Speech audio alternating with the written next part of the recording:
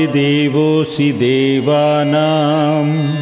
ऐश्वर्याय त्वमीश्वरः आदिकर्तासि भूतानां देवदेवो दिवाकरः जीवनः सर्वभूतानां देवगन्धर्वरक्षसां मुनिकिन्नरसिद्धानां तदैवोरगपक्षिणाम्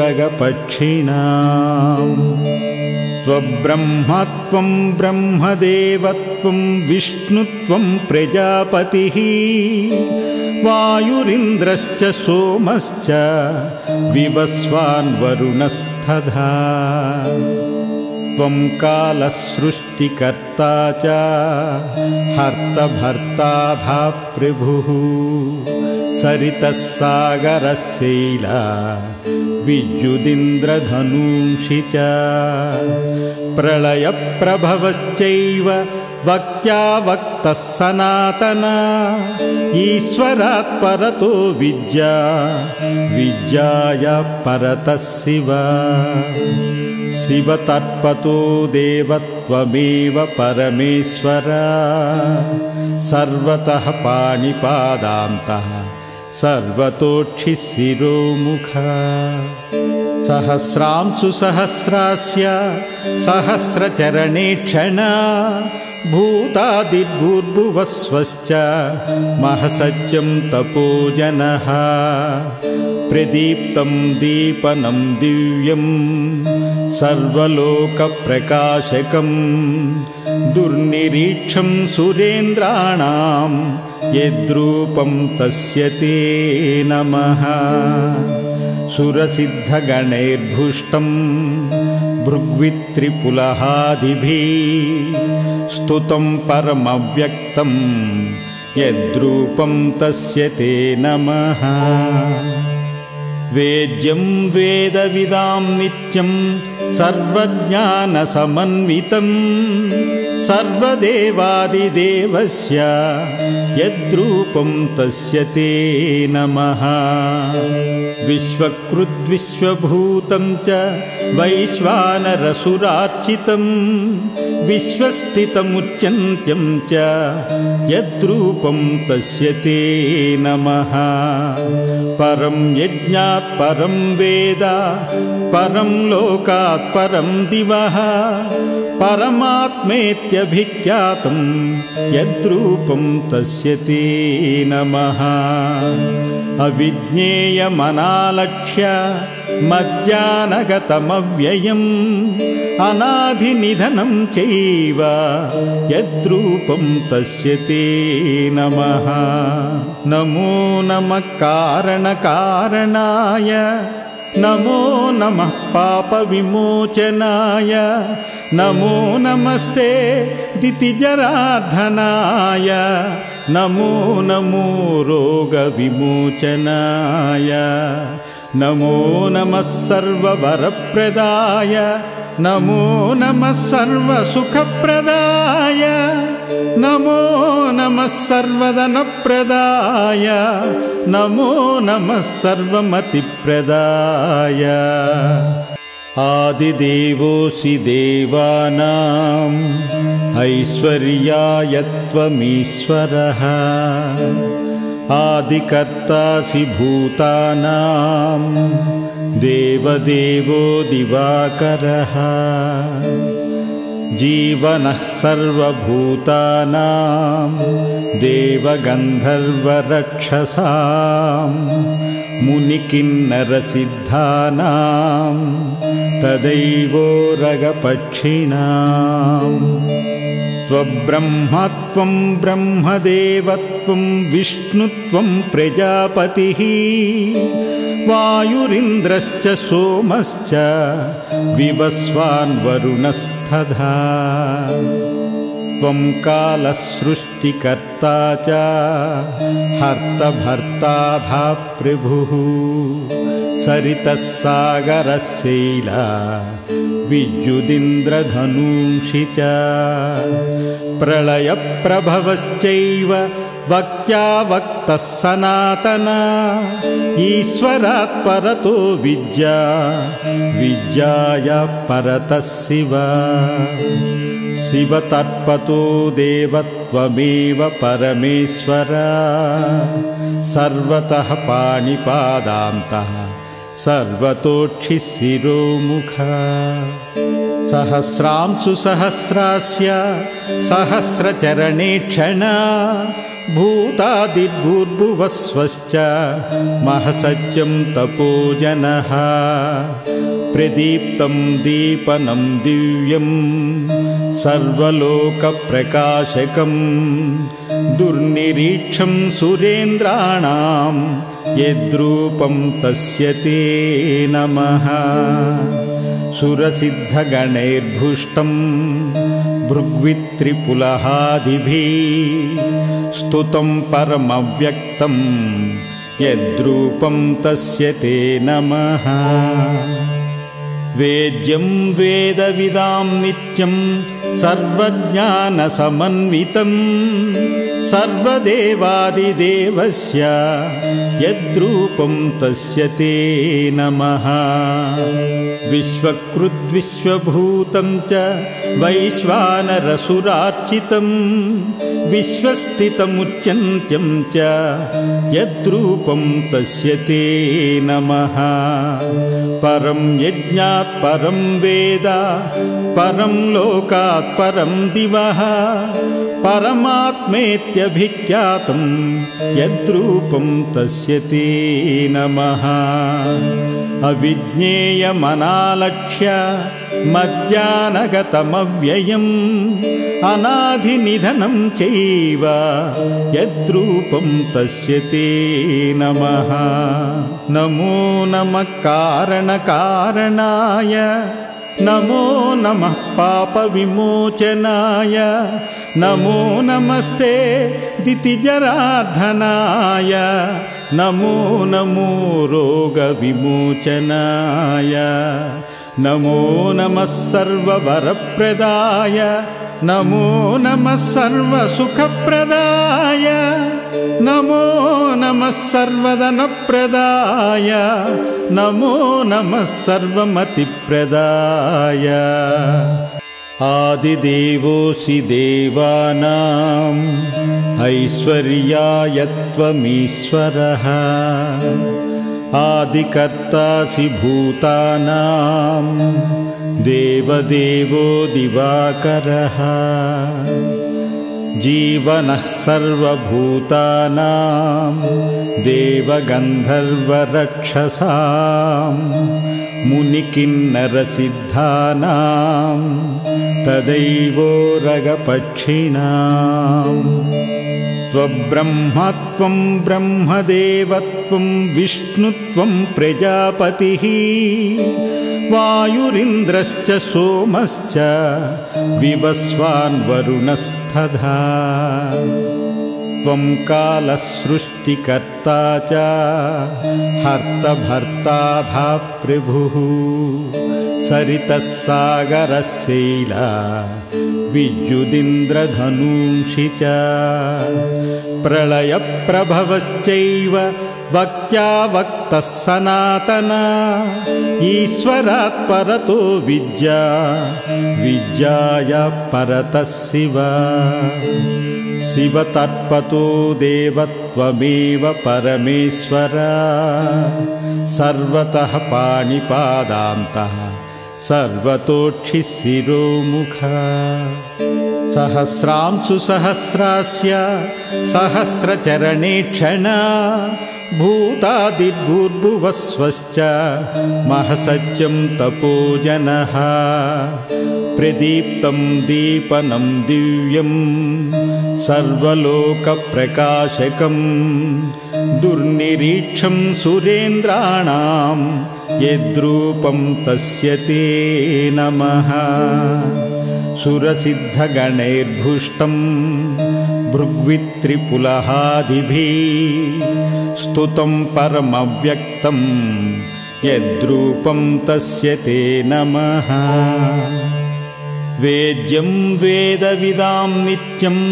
सर्वज्ञानसमन्वितं सर्वदेवादिदेवस्य यद्रूपं तस्य ते नमः। विश्वकृद्विश्वभूतं च वैश्वानरसुरार्चितं विश्वस्थितमुच्यन्त्यं च यद्रूपं तस्य ते नमः। परं यज्ञात् परं वेद परं लोकात् परं दिवः परमात्मेत्यभिख्यातं यद्रूपं तस्य ते नमः। अविज्ञेयमनालक्ष्य मज्जानगतमव्ययम् अनाधिनिधनं चैव यद्रूपं तस्य ते नमः। नमो नमः कारणकारणाय नमो नमः पापविमोचनाय नमो नमस्ते दितिजरार्धनाय नमो नमो रोगविमोचनाय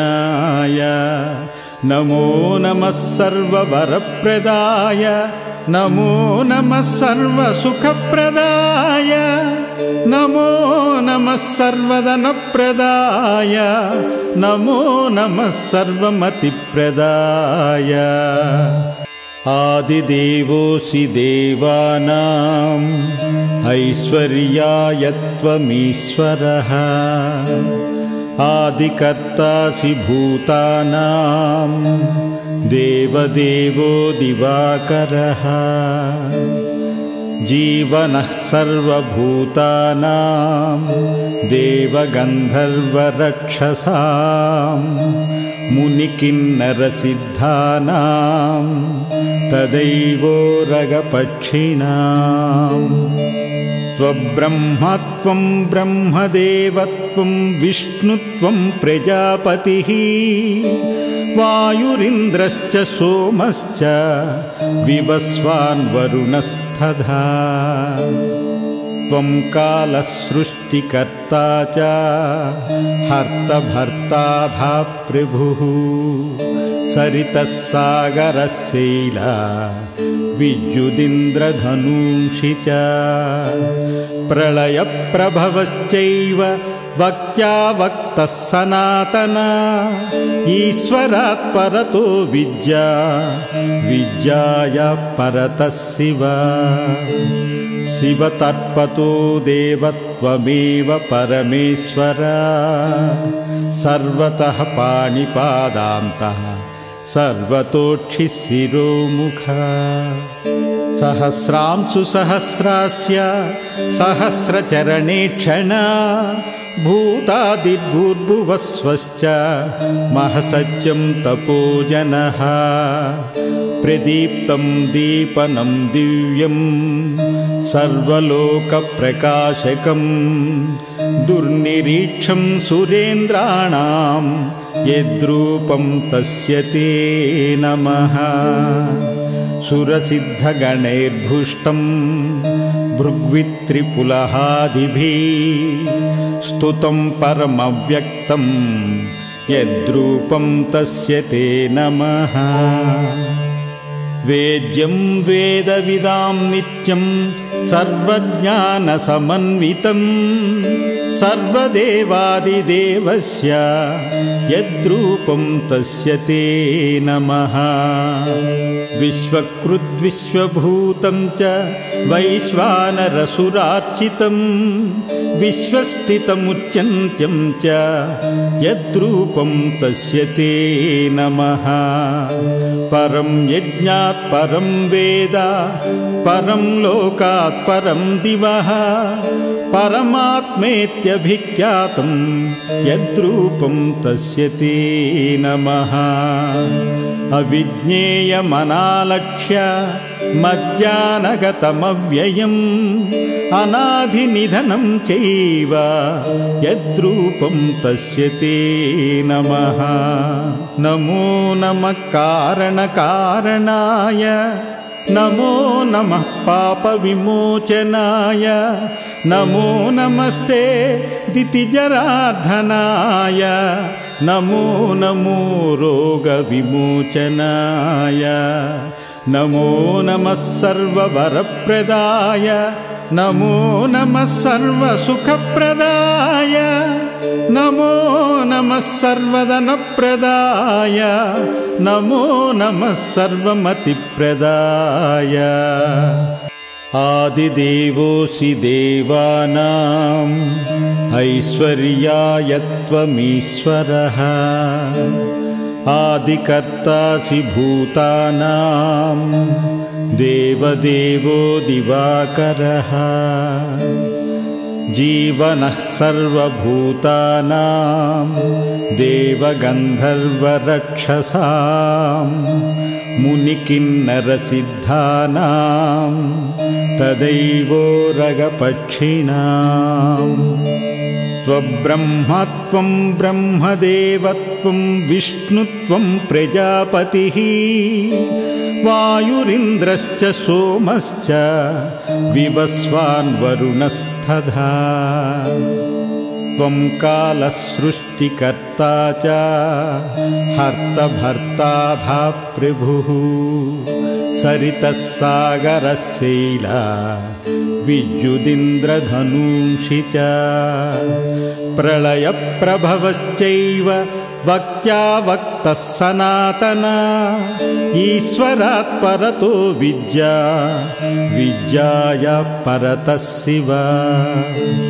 शिवतर्पतो देवत्वमेव परमेश्वर सर्वतः पाणिपादान्तः सर्वतोक्षिशिरोमुख सहस्रांशु सहस्रास्य सहस्रचरणेक्षण भूतादिर्भूर्भुवस्वश्च महसत्यं तपोजनः प्रदीप्तं दीपनं दिव्यं सर्वलोकप्रकाशकं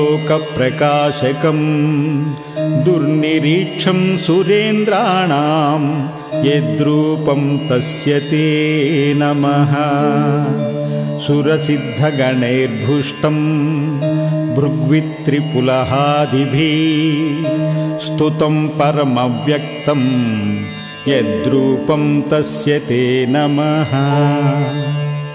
वेद्यं वेदविदां नित्यं सर्वज्ञानसमन्वितं सर्वदेवादिदेवस्य यद्रूपं तस्य ते नमः विश्वकृद्विश्वभूतं च वैश्वानरसुरार्चितं विश्वस्थितमुच्यन्त्यं च यद्रूपं तस्य ते नमः परं यज्ञात् परं वेद परं लोकात् परं दिवः परमात्मेत्यभिख्यातं यद्रूपं तस्य ते नमः अविज्ञेयमनालक्ष्य मज्जानगतमव्ययम् अनाधिनिधनं चैव यद्रूपं तस्य ते नमः नमो नमः कारणकारणाय नमो नमः पापविमोचनाय नमो नमस्ते दितिजरार्धनाय नमो नमो रोगविमोचनाय नमो नमः सर्ववरप्रदाय नमो नमः सर्वसुखप्रदाय नमो नमः सर्वधनप्रदाय नमो नमः सर्वमतिप्रदाय इति श्री